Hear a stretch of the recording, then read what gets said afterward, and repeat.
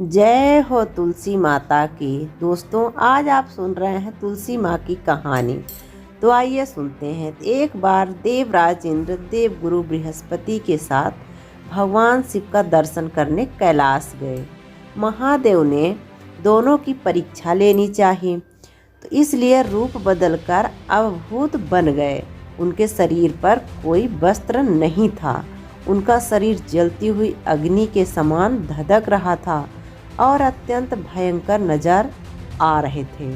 तो अवभूत दोनों के रास्ते में खड़े हो गए। इंद्र ने एक विचित्र पुरुष को रास्ते में खड़े देखा तो चौंके।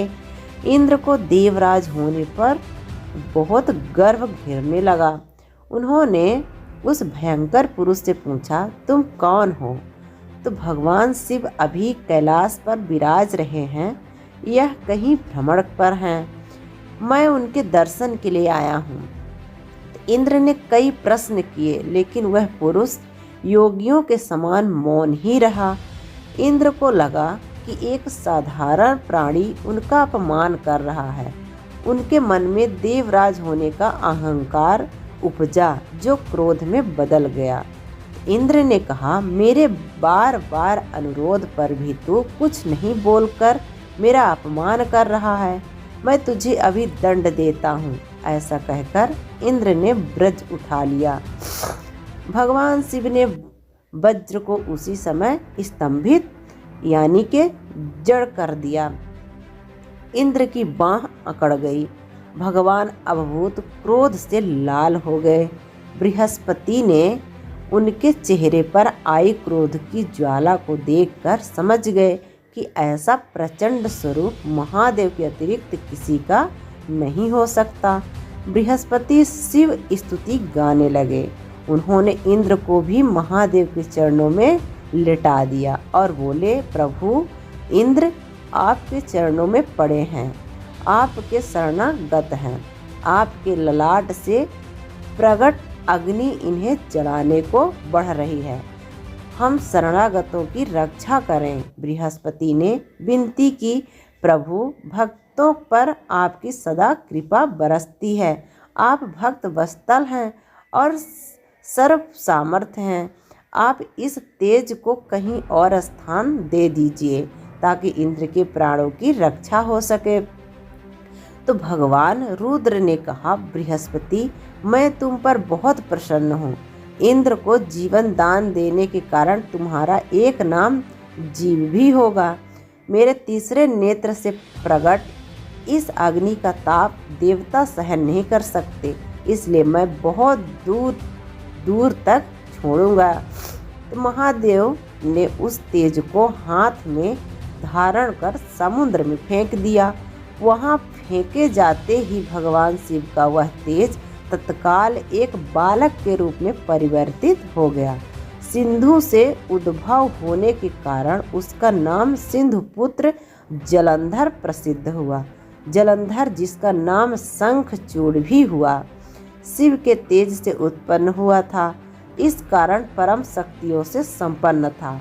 वह देवों से भी ज्यादा शक्तिवान था।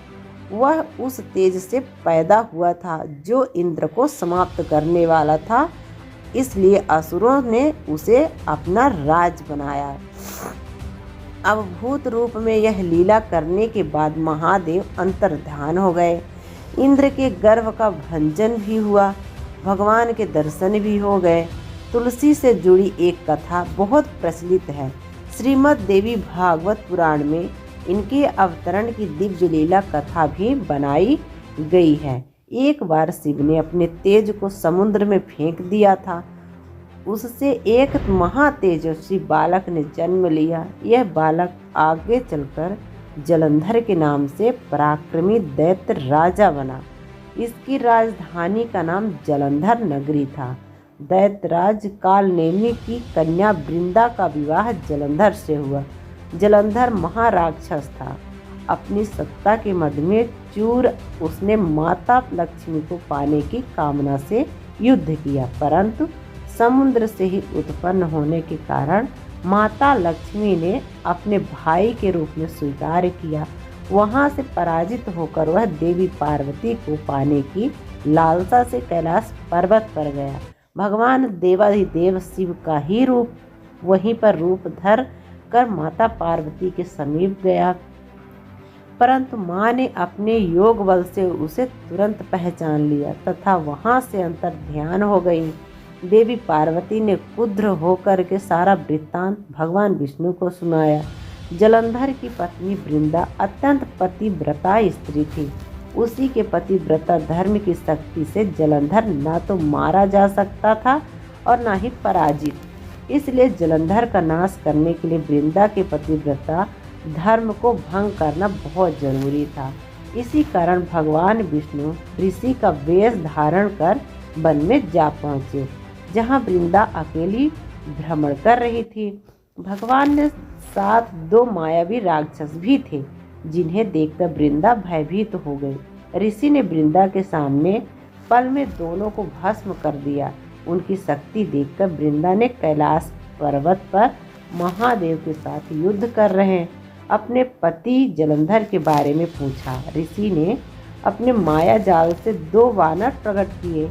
एक वानर के हाथ में जलंधर का सिर था तथा दूसरे के हाथ में धड़। आप अपने पति की यह दशा देख वृंदा मूर्छित होकर के गिर पड़ी। होश में आने पर उन्होंने ऋषि रूपी भगवान से विनती की कि वह उसके पति को जीवित करे। भगवान ने अपनी माया से पुनः जलंधर का सिर धड़ से जोड़ दिया, परंतु स्वयं भी वह उसकी शरीर में प्रवेश कर गए। वृंदा को इस छल का जरा आभास न हुआ। जलंधर बने भगवान के साथ वृंदा पतिव्रता का व्यवहार करने लगी, जिससे उसका सतीत्व भंग हो गया। ऐसा होते ही वृंदा का पति जलंधर युद्ध में हार गया। इस सारी लीला का जब वृंदा को पता चला तो उसने क्रुद्ध होकर भगवान विष्णु को शिला होने का श्राप दे दिया तथा स्वयं सती हो गई। जहाँ वृंदा भस्म हुई वहाँ तुलसी का पौधा उगा। भगवान विष्णु ने वृंदा से कहा, हे वृंदा, तुम अपने सतीत्व के कारण मुझे लक्ष्मी से भी अधिक प्रिय हो गई हो। तुम तुलसी के रूप में सदा मेरे साथ रहोगी। जो मनुष्य भी मेरे शालिग्राम रूप के साथ तुलसी का विवाह करेगा, उससे इस लोक और परलोक में विपुल यश प्राप्त होगा।